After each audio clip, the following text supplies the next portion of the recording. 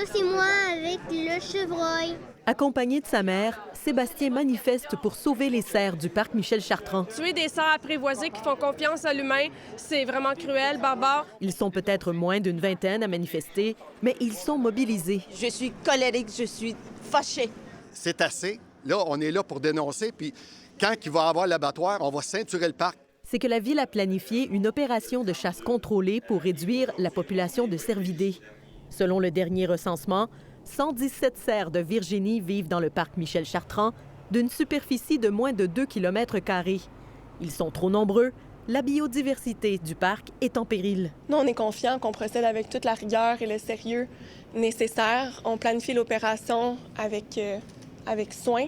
La chasse contrôlée se déroulera à l'automne 2024. Le parc Michel Chartrand sera fermé et sécurisé. Une équipe de chasseurs à l'arbalète ainsi qu'une firme de sécurité assureront l'opération.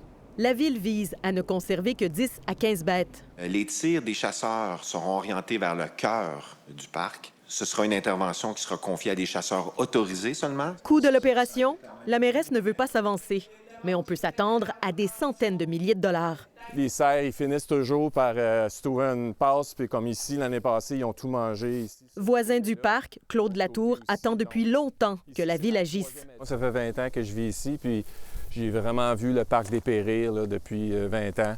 Il s'attriste de voir que ce débat est si polarisant. Dans ce cas-ci, c'est effectivement une nouvelle menace qui aurait été proférée la semaine dernière. Nous parlons ici d'une seconde menace portée à l'endroit de M. Tabaret et de Mme Fournier. Longueuil n'est pas la seule ville aux prises avec une surpopulation de cerfs. Montréal élabore actuellement un plan d'intervention pour les cervidés aux extrémités est et ouest de l'île. Elles aimeraient que tout se déroule bien, comme à la CEPAC, qui vient tout juste d'abattre plus de 300 cerfs dans ses parcs de Saint-Bruno et Boucherville, sans tambour ni trompette.